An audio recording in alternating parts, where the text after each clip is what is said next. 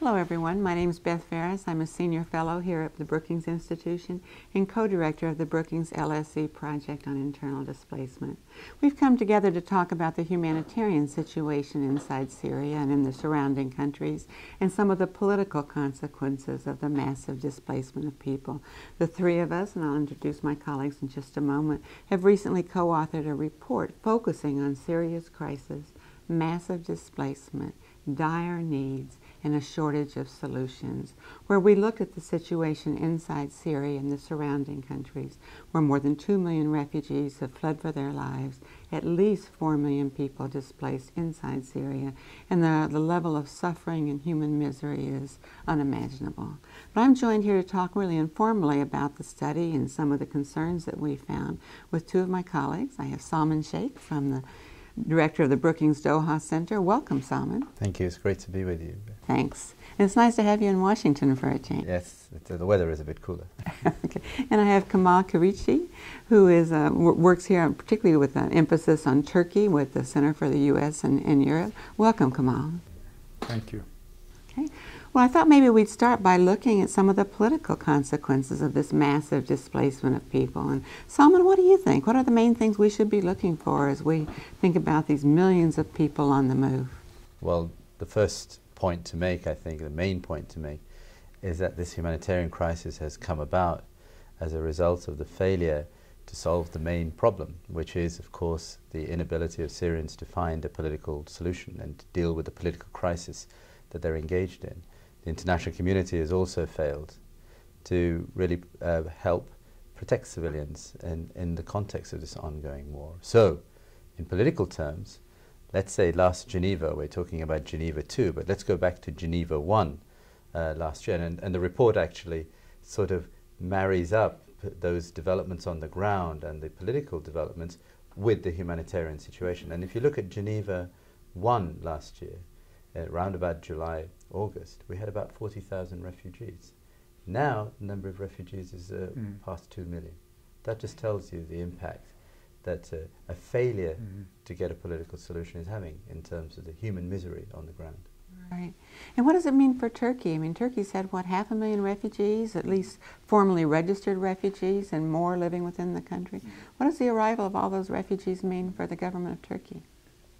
I think Turkey, on paper at least, has been doing a marvelous job in caring for the refugees, in housing them in camps and providing them the kind of services with respect to health and education, etc., etc. But when it comes to the political dimension, I hate to say, it breaks my heart that Turkey is also amongst the members of the international community that have failed. The Turkish government assumed that the Assad regime was not going to last very long and based its policy on the premises of that assumption. And instead, the regime has developed a resilience, and with the resilience of the regime accompanied with the repression of its own people, an ever-growing number of Syrians have fled to Turkey. Their numbers have increased. There are about 200,000 housed in 21 camps, but there is also another more than 250,000 who are out in towns and trying to survive on their own. And we also know that it looks like there's another 100,000 right across from the border awaiting somehow to be brought over to the Turkish side. On the political side, at the very beginning, because of the assumption I made references to, Turkey was adamant that there should not be any external intervention in Syria. However, as the problem became more and more aggravated, we began to hear from the Turkish government calls for military intervention, the introduction of a no-fly zone. And the Turkish Prime Minister in May came to Washington, D.C. precisely to seek the Obama's administration's support for this. And instead he was sent back to having been convinced to support Geneva 2. However, as Salman has just mentioned, Geneva 2 has not emerged. And very recently, with the chemical weapons issue, there was a moment when the Turkish government became quite excited that this might lead to a military intervention. However, that not only that has fizzled away, but also the talk about regime change. So Turkey is in a rather awkward position right next door to Syria, completely burned bridges with the Assad regime, and an ever more complicated humanitarian crisis. What about Egypt and Jordan and Lebanon? Does the spillover of, the hundreds of thousands of refugees translate into a spillover of the conflict into those countries? Yes, absolutely. It's all the hundreds of thousands of refugees. And what are we talking about? We're talking about at least 500,000 in Jordan, right. Probably 1 million by the end of the year in Lebanon. We're talking 100,000 in Egypt, as far away as Egypt, and in Iraq, sort of an exponentially rising figure above 200, 250,000. This, of course, is affecting the delicate ethnic and social balance. How does that play out? And say, pick a country, Jordan or Lebanon. Look at Lebanon, for example. First of all, there's a dotted line which passes as a border between Lebanon and Syria. So it's a very porous, if that, right. border. Through the official crossings, we've seen with the sort of the credible threat of force by the US a few weeks back, we saw the numbers rise 8,000, 9,000, 10,000.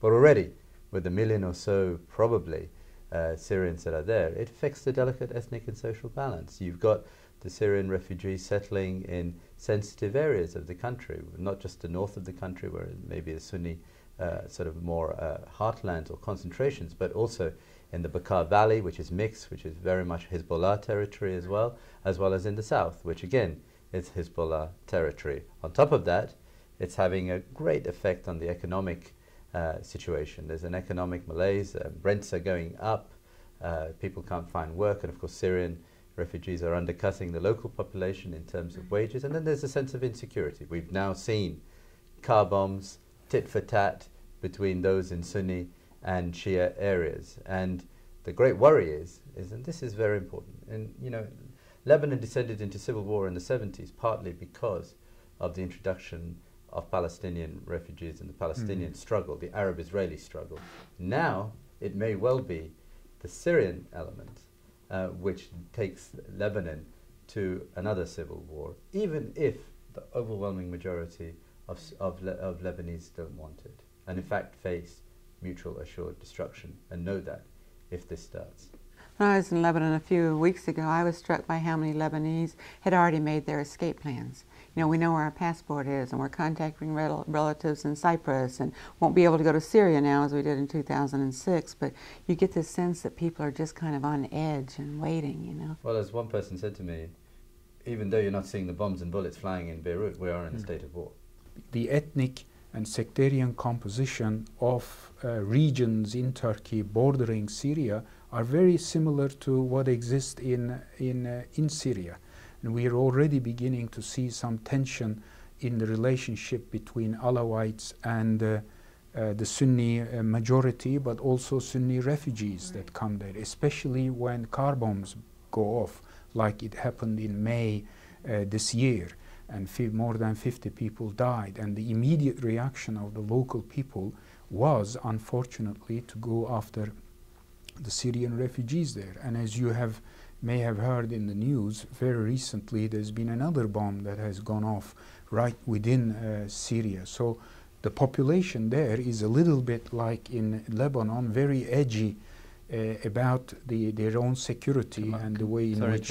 yeah, please. And of course this car bomb came a day after Turkish. You're absolutely right. The chopper was down. Shot down and Isn't there a danger of a tit for tat becoming more of an escalation? Yeah, the media is even drawing in NATO at some point. Yes, that would be dreadful. But I'm hoping that the government will handle this situation the way it handled the downing of the fighter plane, in a more cool-minded manner. What would you hope would be a solution or a way forward to putting an end to this dreadful situation? We clearly see after 2 years of effort that the opposition is very divided amongst itself. So they fail to claim representativeness of the people. And there's very little that we can say about Assad regime's representative capabilities. So maybe the international community has to be very imaginative and has to come up with innovative tools to be able to bring those voices forward, and that may engender dynamics towards a political solution. And this is not just idealistic thinking, it absolutely gets to the heart of the matter, which is to set the right foundations for a transition. So involving Syrians in this way is absolutely essential. Working to see how you can shape and influence the armed elements on the ground is absolutely important. Working to make sure that you can get humanitarian relief and move on to development assistance inside the country is absolutely essential. And on that point, let me say that one of the other recommendations we make is that I know many of us are on a downer when it comes to the UN, and I'm sorry to say that for somebody who worked for the UN, but I still believe that it can give a credibility and legitimacy, and on the humanitarian side it must do more. We have suggested, if we can't get agreement in the UN Security Council for humanitarian action, including cross-border action, something that Valerie Amos has raised before, and others have raised, it's time to go to the General Assembly and get a large body of countries, the non-aligned movement, the other BRICS, as well as the Europeans and the British and the regional states, to say, come on, this is not good enough. Yeah. You know, when you've got millions of people inside the country suffering in the way they are, and they're facing winter now.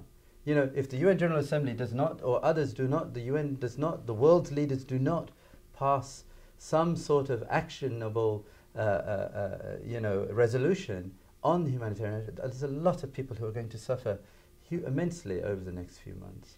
I also draw hope, frankly, from the fact that virtually all of the Syrian refugees want to go home as soon as possible. In contrast, many of the Iraqi refugees, where there was also a large outflow, were done with Iraq. They didn't want to go back. They knew that their life there was over and they were looking for alternatives, but the Syrians want to go back. And so the sooner that the crisis can be resolved, the displacement can come to an end, the better everyone will be.